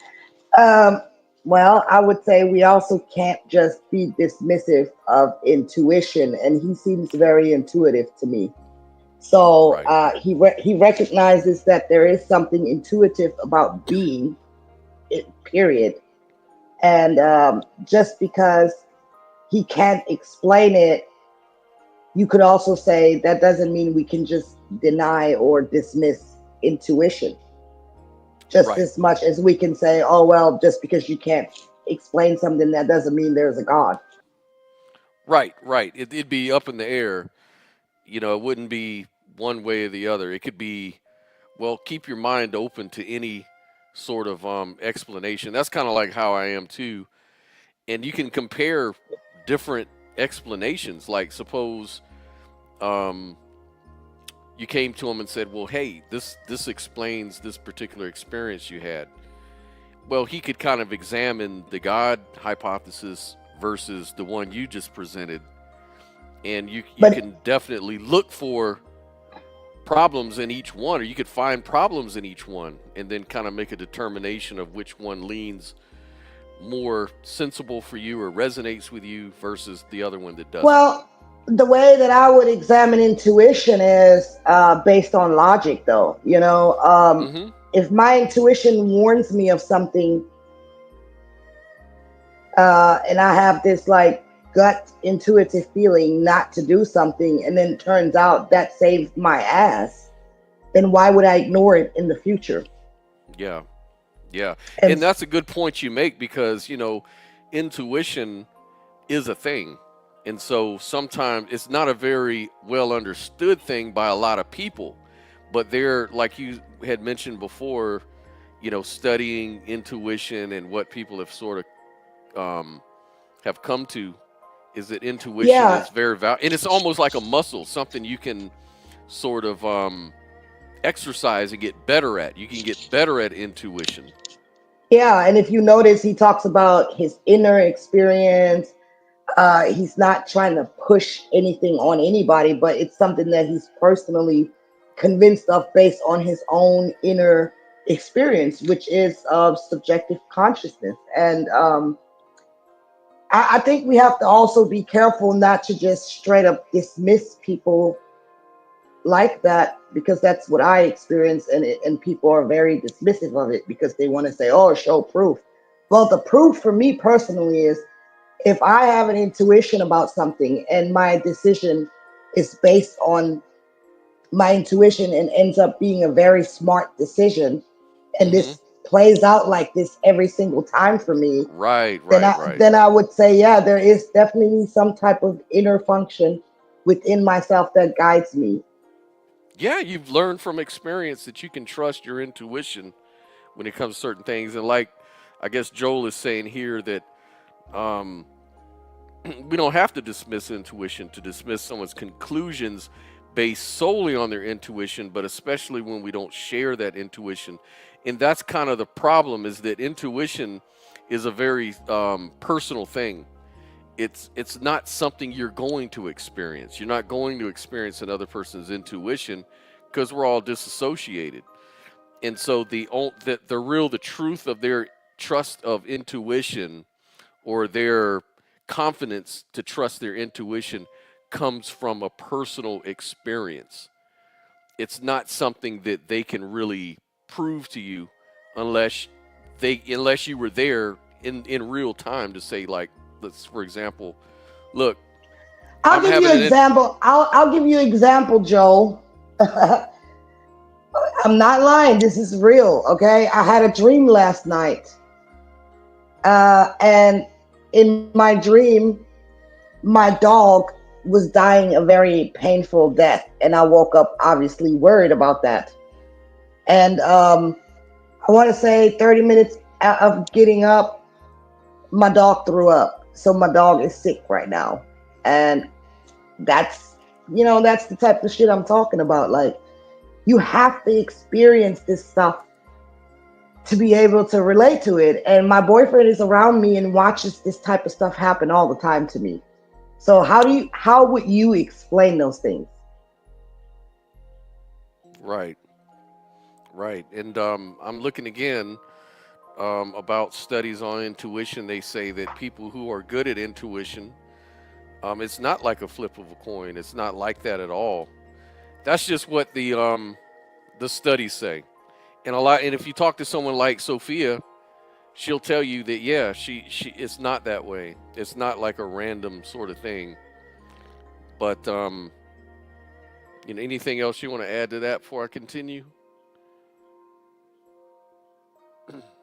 No, I just try to see, if Joel can kind of get where I'm coming from, but I have to mute my mic for a second because I have to tell Alex something. Okay. And thank you, Joel, for that about my dog. All right, I'll continue. But I'm open-minded. I like to hear things. I like to understand more. I would never say I would probably not sway from what I believe, but it just gives me a different perspective. Okay. So I'm trying to understand, what would change your confidence at all? Is there a reason that you have that, if found to be not reliable, would change your confidence? The whole afterlife aspect kind of makes me a little insecure about it, because I don't know. No one knows what happens after we all die. The heaven and hell theory and stuff like that. That's kind of like where I get insecure, because it's like, okay, what's the whole point?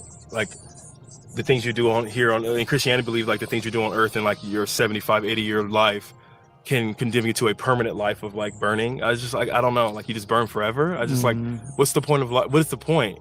And then like heaven, and then like this euphoric utopian society forever. I don't know about those things. I just know like what we're here to do now, like our lives and like us in on this earth. I think there's purpose and reasoning for that. The afterlife theory is what Christianity, that's where I get insecure, because it's like heaven or hell, and it's like I don't think it's about that. So if you were somehow convinced that we don't survive our deaths at all, would that change your confidence about God existing? That'd be interesting to hear about. Are you? I mean, I know this is my interview, but are you? I'm looking for reliable ways to come to a belief like this. I would say I'm very much lower on that scale, but I'm trying to find out reliable ways. Okay. Are you just more like you want like factual things, or you want like more like?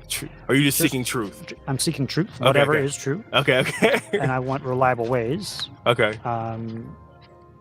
Currently, I would think facts and evidence Right. are a very solid way to come to beliefs. Okay. Is there any evidence or facts for this belief? It's faith. Faith. That's the crutch in Christianity. It's the faith element. People are like, oh, faith is just have faith, just hope, just believe. But faith can carry you a long way. Okay. Faith is really the basis of this religion. Faith. You have to just believe. Okay. Just believe. Believe in something that you can't see or that's not tangible. Okay. Is this way of coming to this belief reliable? It is, because it makes you become an optimist. I mean, even when bad things happen, you just kind of believe. You see things as good, all things as good, even the things that happen that are misfortunate. You can take the good out of every situation. So it keeps you always connected to something like your morale is always high. If like there's a death, it was like, okay, it was their time. It was their time to go. Like we can see the good in their death, even though death is a sad thing. So faith kind of allows you to live on a more upper echelon way of thinking and living and operating, versus being depressed and like getting down into like a lower state. So it really encourages high morality. Gotcha. So you're saying living a faith-based like life, let you be more optimistic, more positive, and have a really good moral life. Yeah, well? I believe so. Faith is a powerful thing, because it's all about belief. Gotcha. Is it possible for someone to not use this way of coming to beliefs in general, yet be positive and optimistic and stuff? Yeah, that's very true. But I would ask that person, what's the reasoning behind it? Why are they? If you're just upbeat and positive, what's the reasoning behind it? Yeah. What's a reason someone could give for that? I don't know. I would love to hear it. Yeah. Just because they're just a happy person, outgoing person. I don't know. Like, what's the second best way to have optimism and living life positively without this belief? I'm not sure. Not sure. What do you think? Well, in terms of like being optimistic, going back to facts and evidence, like good things have happened in the past. So could good things happen in the future? Okay. Maybe. But do you believe that we are just living I would like to believe that our time on this earth and like what we're doing here in our space here has meaning behind it. Do you believe that there's no meaning behind? Because I feel like meaning it's just like we're just going through the motions, and there's no meaning to life. There's no meaning to anything that we do. Yeah. How do you think someone without this belief could get meaning in life? Because I just feel like, I don't know, if you believe, first of all, within yourself, you believe in your capabilities, that there's nothing wrong with that. You believe that all things happen for good, and there's nothing really wrong with that. It doesn't have to be God. It's just, if that's just your way of thinking, I think in all essence, it's a great way to approach life.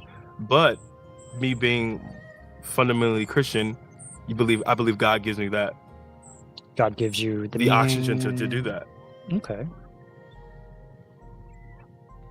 But is this true? A lot of people believe it. Does the amount of people who believe something? It doesn't. No, relate? Okay. absolutely not. But what's true? Good question. How can we come to true What is beliefs? true? That's a great, yeah. What is true? Truth is relative. Truth is relative? Yeah. Because I'm sure there's a lot of Muslim believers that believe Allah is and Buddhists and stuff like that. But I believe the truth behind that, there's a one truth, and we're all navigating our own way to that path.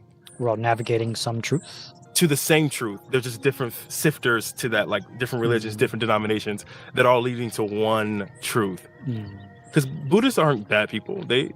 Some of the scriptures that that I've looked over, even Muslims, some of the books of the Bible and the Quran are the same as the Holy Bible or the New Testament. So it's like, what's the truth behind it? How did it get so switched up and so disseminated, like in so many different directions? Like there's. But the problem with more fundamentalist views like Islam and like evangelicals or Jehovah's Witnesses or people like that is that there's only one truth. Jesus is the way, the truth, and the light, and nobody goes to the Father except through me.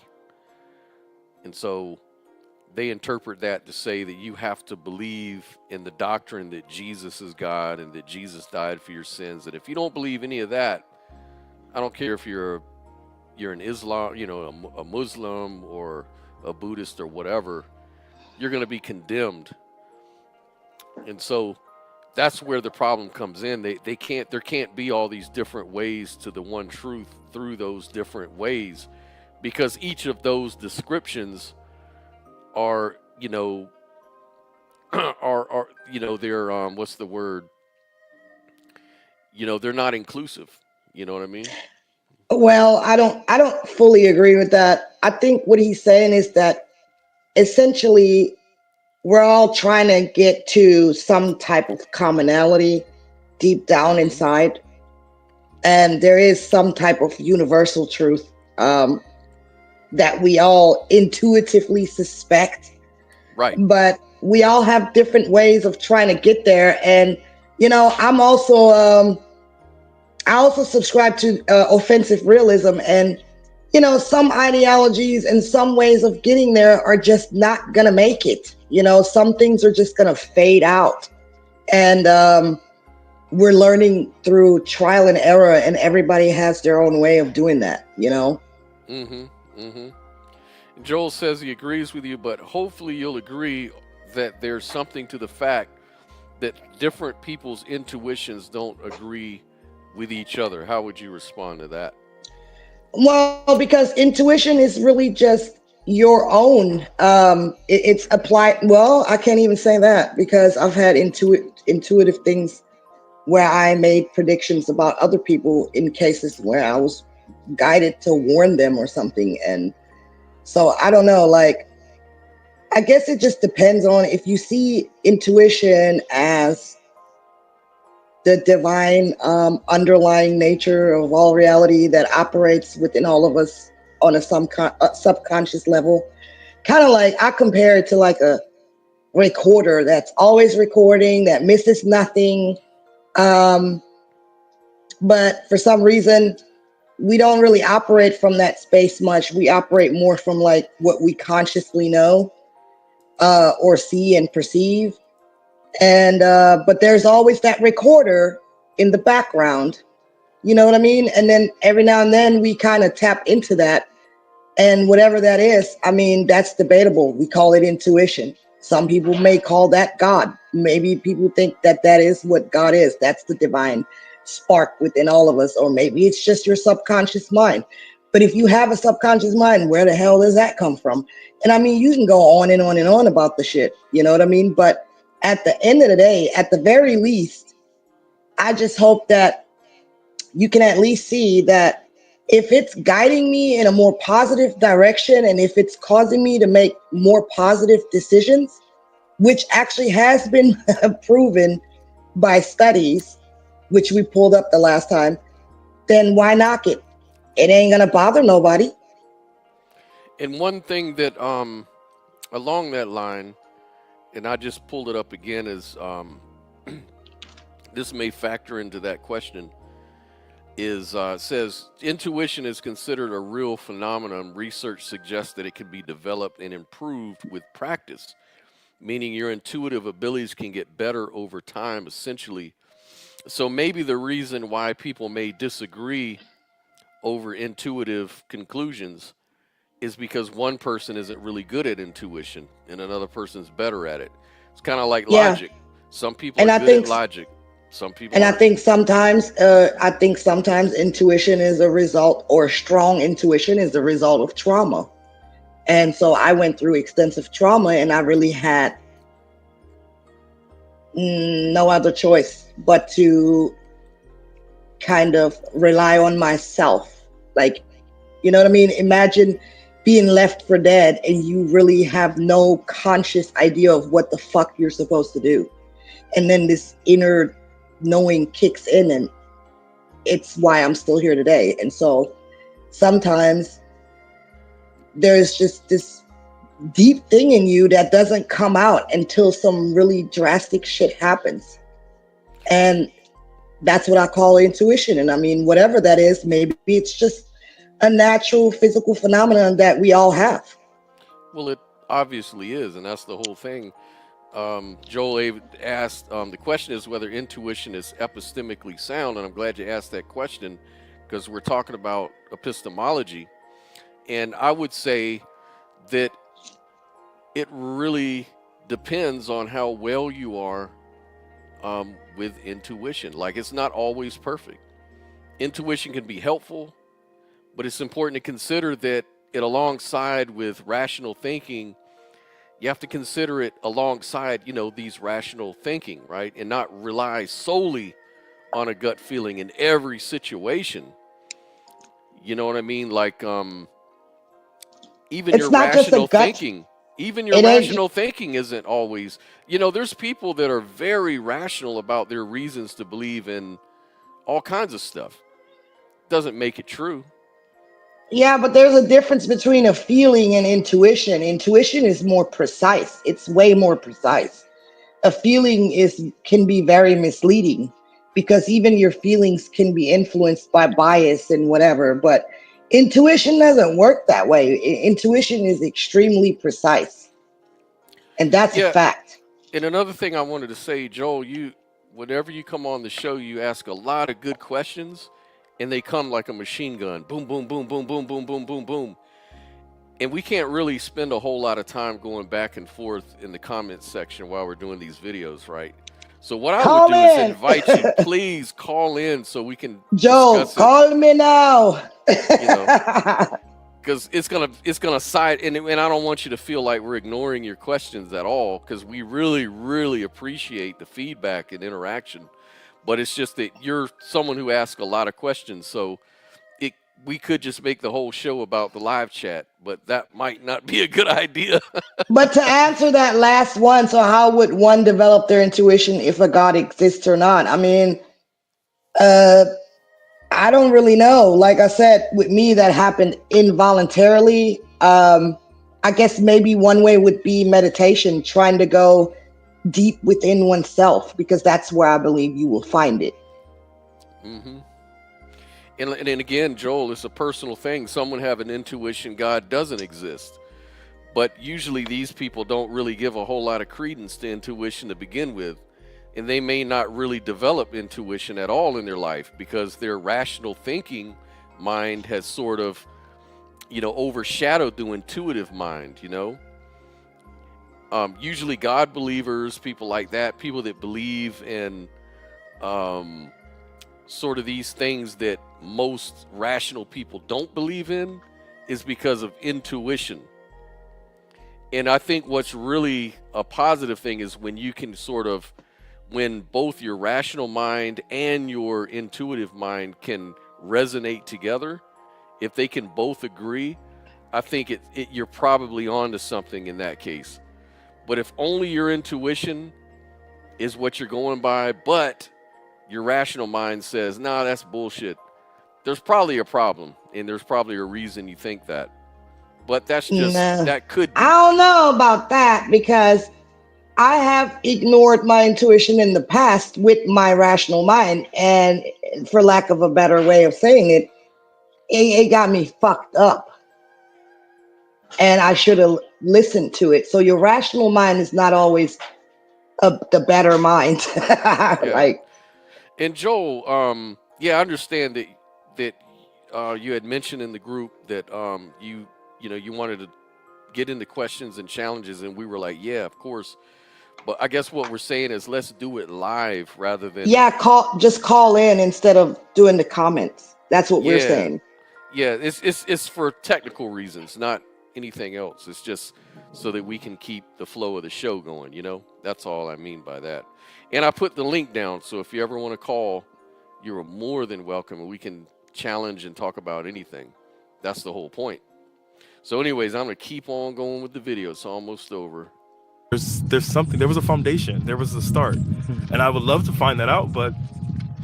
Yeah, I value truth. I want to believe as many true things as possible, but also as few false things as possible. So I'm for whatever beliefs I hold, I'd like to understand what I could learn or find out to change my confidence about that.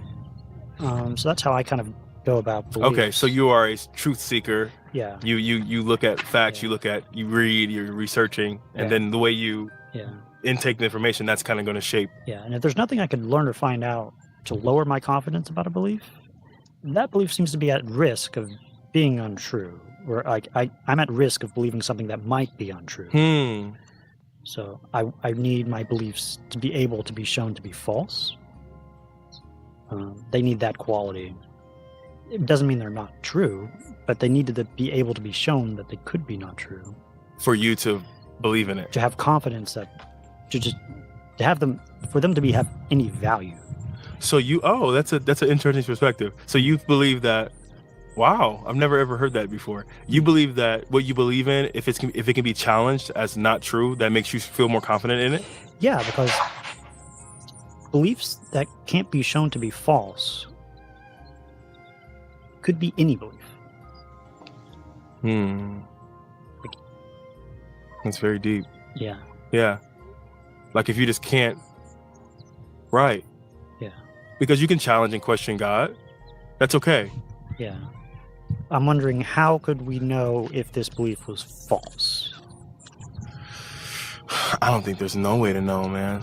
There's no way to know. So that makes you less confident in it. It makes it not valuable for me. And the benefits I get from it. Right.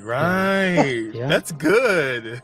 Yeah. That's a good perspective. I would like to believe it if it's true. Right, but because nobody can question it, nobody can prove it. You can't prove faith. You can't prove any of these things. It's like, why am I believing this? You may be onto something, man. Yeah, so that's powerful stuff, man. Thanks. Yeah, it's just stuff to think about, maybe. Yeah, absolutely. Thank you for that. That's really enlightening. I never thought about it like that, because that's how people feel about Christianity and like religion in general. It's like you can just never question, why am I just going to succumb to this religion if I don't even know if there's no factual anything about it. Like, oh, Jesus Christ, and like all this stuff, like did he live, and like did he really walk? I mean, Noah, is that a real thing? Yeah, before I derive any benefits from a belief, I want to make sure it's true first. Yeah. Like us right now here this is truth. This is like facts. Like I'm here right now, I'm present. Yeah, we have ways to verify this situation, I think. Yeah, hopefully. But what you're saying is the fact that we cannot question some of our beliefs makes it hard. That is something I'm going to take with me. That's now you're shaking me up a little bit. Okay. See? Now you're shaking me up. Would you say 10 out of 10 is the most accurate spot for you right now? Ooh, it might have dropped a little bit. Not because I'm like, but it's I like that too. I like to think outside. I like to think about those kind of things because it does quite like, okay, I believe because I was raised and I was molded and shaped into believing this my whole life. Yeah. But what evidence do I really have? I can look at like my life as like the good things that happen, the blessings I get, quote unquote. But what evidence do I have that this person is really operating through me? Yeah. And I guess until you have some experience, you will never know. Yeah, well, stuff to think about. Thanks, Tom. Thank you so much, man. What's your name? Reed. Reed, I'm gonna check you out. What's your YouTube channel? Cordial Curiosity. Cordial Curiosity. Yeah. This is very cordial. Thanks. Lived up to the name. Yeah, I that just was a good one. just love how he had his little tiny moment of enlightenment. Yeah. That was freaking awesome. Yeah, man. Falsifiability. Like if there's no way in principle to show that it's not true, then it loses all its meaning. Because it's like you could say that about a lot of things, you know, and why would you want to believe it in that case if it can't be disproven in principle? You know, it's Right. called it's not falsifiable. And yeah, it's a really good thing. Really good thing. Well, look, we're coming up on 2 hours, and I think we beat this horse to death. Yeah. You know, and we were going to talk about idealism and everything like that, but you know, Yeah, it's gonna be too long. We're Yeah, gonna it's need gonna to be- do another show. yeah, we'll get back to that one too. And yeah, but guys, please like and subscribe to the channel. We're gonna have more upcoming guests, people that are gonna jump in, and maybe I'll see if I can get my guy from Reed from Cordial Curiosity to join us maybe one day, because he's a real nice guy, real cool. He loves to talk about this stuff a lot. Maybe one Yeah, day that'd we'll be do a cool. show with him. Yeah, he's a real And good guy, Joel, man. by all means, if you're still watching, call in one of these days. That would be cool. Yeah, absolutely, man. That'd be really great. All right, well, guys, thanks for joining us, man. We'll be reconvening on Saturday again. This is really fun. All right. All right, peace out, guys.